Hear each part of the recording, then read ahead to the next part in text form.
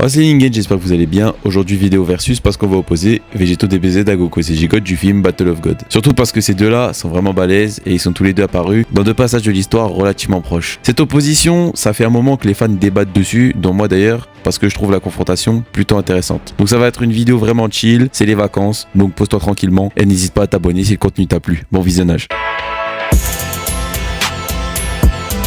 Ce versus est vraiment intéressant parce qu'il oppose deux power-up hyper cheatés de l'univers Dragon Ball. L'un est une transformation Saiyan utilisant du ki divin et l'autre est une fusion. Et pas n'importe laquelle, vu que c'est la fusion de deux rivaux, ce qui augmente drastiquement sa puissance. Alors petit aparté, je vais pas parler du SJ3 parce qu'on n'a jamais vu Vegito l'utiliser, donc je vais me concentrer sur ce qu'on a vu, donc sa forme Super Saiyan. C'est parti. Bon, le CJ God, il est plus à présenter, c'est la première transformation, le premier palier dans l'ascension du monde divin pour les Saiyans. Il est initialement atteignable à la suite d'un rituel qui fait s'unir ces Saiyans au cœur pur afin de faire s'éveiller l'étincelle de ki divin au sein d'un d'entre eux. Niveau power-up, ça rigole vraiment pas, vu que la puissance de l'utilisateur se retrouve propulsée sur une toute autre dimension de puissance. Tandis qu'en SJ3, il s'est pratiquement fait one-shot par un virus qui se retenait, en SJ God, il peut désormais échanger des coups avec lui, et il a même pu rivaliser avec lui sur certains échanges de coups. Bon, c'est toujours contre un virus qui se retient, mais ça reste très impressionnant.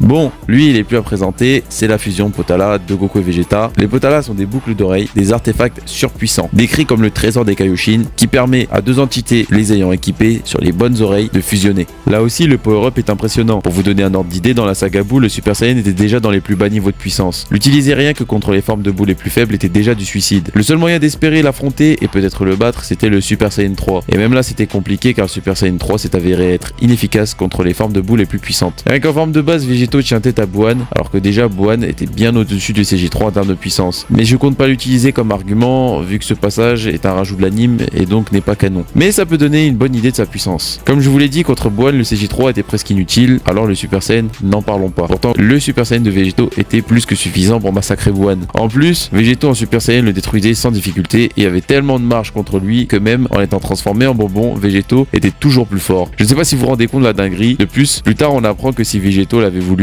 il aurait pu faire disparaître Buan en un instant.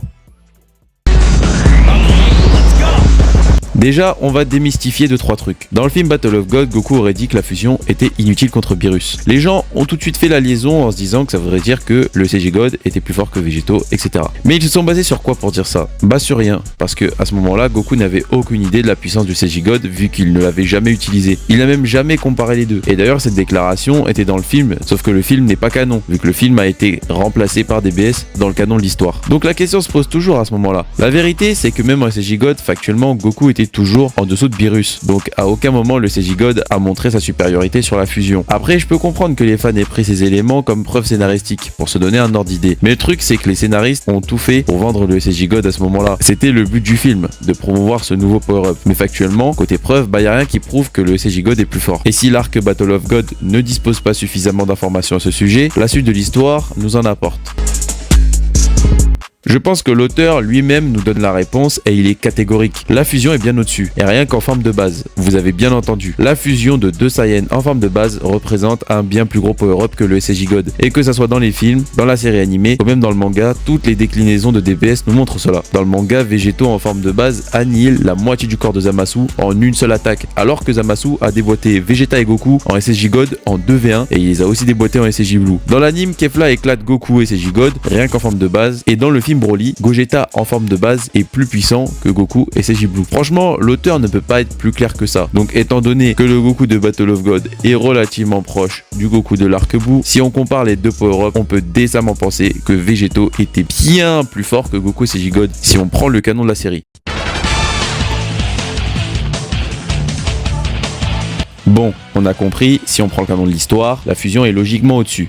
Maintenant, beaucoup de fans parlent de retcon vis-à-vis de l'arc Battle of God, étant donné que la première version de cette histoire est floquée DBZ, et à cette époque, il n'y avait ni de Broly, ni de Kefla, ni de Zamasu. Donc on peut être amené à penser que à l'époque, les rapports de force étaient différents. Bon, en théorie, ça n'a pas de sens, étant donné qu'on a une version canon et officielle sur laquelle se baser. Mais pour le fun, on peut essayer de ne pas prendre DBS en considération et essayer de se baser sur ce qu'on a vu de Goku et CJ God dans le film, et pour Vegito, on va se baser sur ce qu'on a vu de lui contre Buan. Bon, ça rend les estimations relation beaucoup plus délicate étant donné qu'ils n'ont pas d'adversaire en commun pour les comparer. Si la puissance de Goku et ses Gigodes est difficile à estimer, celle de Végéto l'est tout autant, pour la simple et bonne raison que contre Buan, il s'est énormément retenu. La vérité c'est que si Végéto l'avait voulu, il aurait fait disparaître Buan d'un seul geste et en un instant. Leur différence de puissance était si gigantesque que même ayant été transformé en bonbon, Végéto était beaucoup plus fort. En réalité, Végéto aurait même pas eu besoin de se transformer pour gagner. Il aurait eu un peu plus de mal, mais il aurait eu le dessus. En se transformant, son objectif était simplement d'intimider Buan pour le pousser à l'absorber et ainsi sauver ses fils et Piccolo. Donc si on a un Végéto qui se bat à pleine puissance et avec l'intention de tuer, pour moi ça ne fait aucun doute qu'il n'aurait pas fait une moins bonne performance que Goku et ses Gigodes contre Beerus. De là, on peut les comparer individuellement et essayer de déterminer ce que l'un a de plus que l'autre. Mon problème avec le Gigodes, c'est qu'il représente certes un très gros power-up, mais à côté de ça, il apporte rien d'autre comparé à la fusion. Parce que, en ce qui concerne Végéto, il cumule les connaissances et les aptitudes martiales de Goku et Vegeta, ce qui lui permet de réaliser des techniques extrêmement sophistiquées et d'améliorer et de combiner les techniques de Goku et Vegeta. En unissant les deux guerriers, la fusion ne se contente pas simplement de décupler la puissance, elle amplifie le potentiel des guerriers, elle multiplie leur intelligence et leurs aptitudes de combat, en plus du fait que la fusion c'est basiquement du 2 contre 1, et donc Végéto part avec un avantage supplémentaire. En conclusion, dans ce What If, si on part du principe que la puissance de Végéto et de Goku et ses Gigodes n'était pas très éloignée à cette époque, Végéto part avec beaucoup plus d'avantages, tandis qu'à ce moment de l'histoire, Goku n'avait même pas une bonne maîtrise du Gigode.